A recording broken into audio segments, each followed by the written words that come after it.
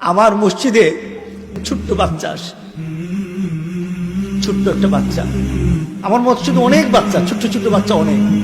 ধরেন সকালবেলা কমসে কম 150 বাচ্চা থাকে, ছোট ছোট বাচ্চা। ছোট্ট একটা বাচ্চা আজকে কয়েকদিন ধরে আমার পাশে নামাজ পড়ে।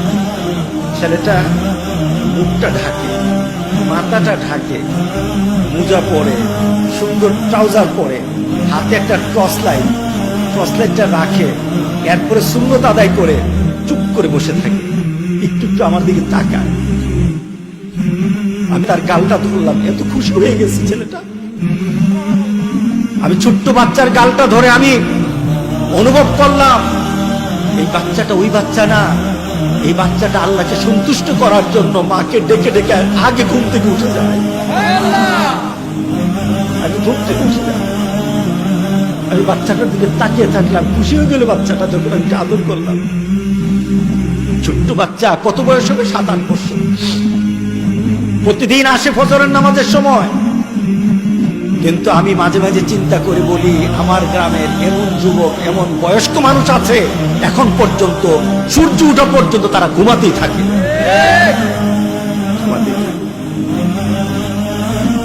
ওই শিশু বাচ্চাটা তার বন্ধুদেরকে নিয়ে, ওই পানিয়া রূপের ছেলেটা তার বন্ধুদেরকে নিয়ে ডেকে ডেকে মসজিদে আনে।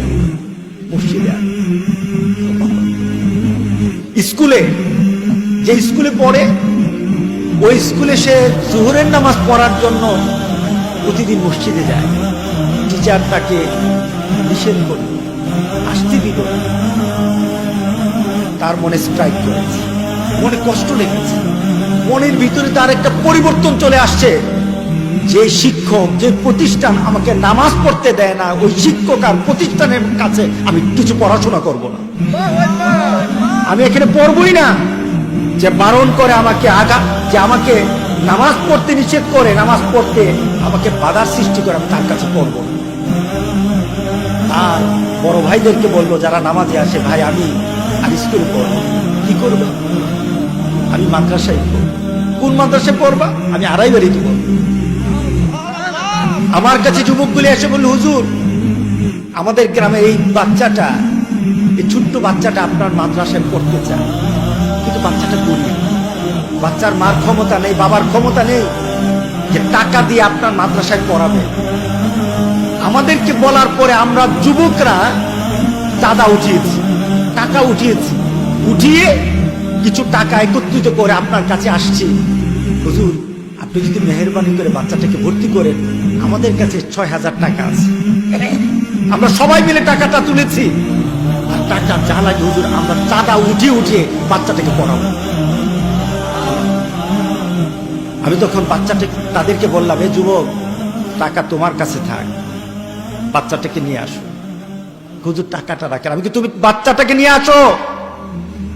এই বাচ্চা সাধারণ কোনো বাচ্চা না, এই বাচ্চার দায়িত্ব যদি নিতে হয় আমার বাচ্চার মতো এই বাচ্চার আমি দায়িত্ব নেব। আমার সৌভাগ্য এমন একটা বাচ্চা পাওয়া, এমন একটা বাচ্চা, নেককার বাচ্চা পাওয়া আমার সৌভাগ্য। নিয়ে আসো বাচ্চাটাকে। আমি ভর্তি করে দিলাম মাদ্রাসা। আমার কাছে এখন পর্যন্ত বাচ্চাটা দেখা করে না, আমার মাদ্রাসা পড়তেছে দেখা করে না, দূর থেকে তাকিয়ে থাকি। কিন্তু আমি বাচ্চাটার প্রতি আন্তরিকতা এই কারণে, তার বাবা গরিব, তার মা গরিব, তার পরিবারে কে কি করতেছে এটা আমার জানার বিষয় না। আমার জানার বিষয় এই বাচ্চাটা আমার আল্লাহকে ভালোবাসে। কথা ঠিক আছে কিনা বলো? এটাই তো ইসলাম, এটাই তো মেনে নেওয়া, এটাই তো একটা মুসলমানের জন্য পূর্ণাঙ্গভাবে ইসলামের মধ্যে ঢুকে যাওয়া। আজকে আমাদের যুবকগুলি নামাজ পড়ে না, মোবাইল ছাড়া কিছু বুঝে না। তুমি মোবাইলে যতক্ষণ সময় দাও, তার 10 ভাগের 1 ভাগ আমার আল্লাহর জন্য সময় দাও না। তুমি মোবাইলের মধ্যে তুমি যা কিছু দেখো, ওই দেখাটা দিয়ে তোমার মধ্যে চিন্তা আসে না, যে চিন্তার কারণে তোমার শাস্তি হবে, এই চিন্তা তোমার মধ্যে আসে না, তোমার পরিবর্তন হয় না। তুমি যদি এই পরিবর্তন না হও, মনে রেখে দিও, আল্লাহর গজব থেকে তোমাকে কেউ বাঁচাতে পারবে না। আল্লাহর গজব আছে কিনা টের পাইছে? কেমনে টের পাইছে? ঠ্যাং ভেঙে গেছে নাকি? হ্যাঁ, কানা হয়ে গেছে, কিছু আপনি হন নাই। আল্লাহ গজব কেমন ভাবে আপনার সামনে তুলে ধরেন, আপনি টের পান না।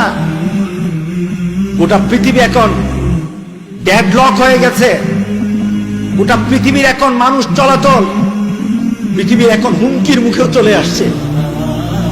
আমি গত কয়েকদিন ধরে চিন্তা করছি দেশের বাইরে যাব, একটু হয়তো সৌদি আরব যাবো না, না তো মালয়েশিয়া যাবো, না তো অন্য কোন দেশে যাব, কিন্তু সব দেশ থেকে একই কথা, না না আসবেন। আমার একটা বোন থাকে ইউরোপ, ইংল্যান্ডে, তো ভাইয়া এখন আসেন।